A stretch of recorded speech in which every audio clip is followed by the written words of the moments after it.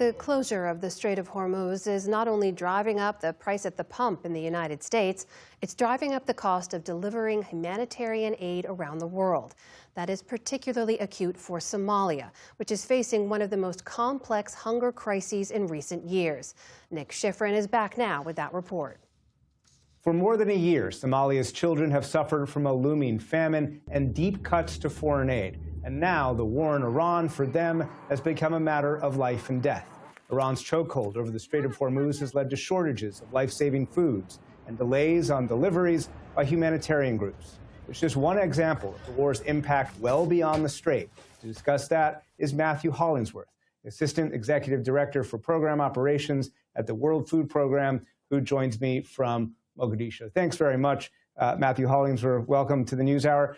Just how much has the war, this chokehold over the strait, affected your operations in Somalia? We're seeing already significant increases in food costs across the country. We're seeing as much as 150% increase in fuel costs across Somalia. It's slowing things down when it comes to deliveries. We've just received in the last days a shipment that was due to come in 30 days ago and was 30 days delayed.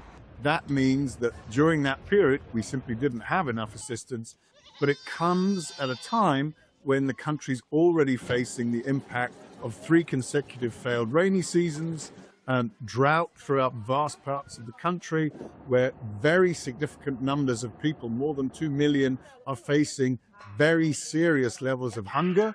This all adds together and brings us the perfect storm in terms of the impact on Somalis around the country.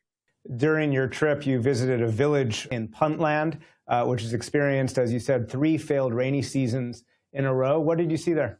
I mean, across Puntland, you see water reservoirs completely dried up. So there is no water available for their pasture land, no water available for their animals. So you see a lot of skeletons of dead animals, dead farm animals. You see families that have lost all of their assets. This is a malnutrition hotspot in the world already, and it's just getting worse and worse. You visited a site for the internally displaced where you're providing emergency assistance and nutrition services. How much increase is there in the need, in the demand, since the war in Iran began? I mean, it was frightening to go to a mother and child health care center and speak to mothers of 4 or 5 children who know that in the months ahead, we will no longer be able to help their children.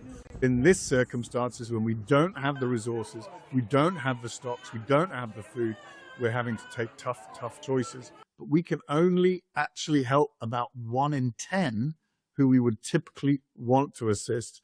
And that's down to, yes, increased prices, yes, slowing supply chains and global supply chains around the world, but it's also just a resource gap because we don't have the funds to help the most needy. And this is a crisis that is growing, particularly when it comes to nutrition or malnutrition in the under 5s. Talk about those people who you will not be able to help. What will happen to them? They're taking very difficult choices. They're, as families themselves, they're deciding, what to sell if they've got something to sell, what to keep, which child goes to school, which child doesn't go to school, who gets fed that meal today and who doesn't. I have 3 children. I know, I would do anything to make sure that they still stay healthy and well. When you think yourself how many days you could go without food, mothers are taking the decision, which child doesn't eat today? It's really not easy. We need to be calling for a ceasefire or a more permanent ceasefire, for a more permanent opening of the Strait of Hormuz, so that we can get past this issue of food becoming prohibitively expensive for the poorest around the world. Explain why it's important for the region, for Somalis and Somalia to have what it needs in order to maintain stability in a key region. More suffering, more displacement inside Somalia raises the concern of more displacement of people coming from Somalia outside. South Sudan, Somalia, Ethiopia, Eritrea, these are all countries that need stability moving forward.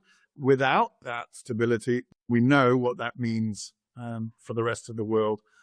when we see countries where people are so desperate they're willing to leave to find, better situation for their children, for their families. Matthew Hollingworth is the World Food Program's Assistant Executive Director from Program Operations. Thank you very much. Thank you.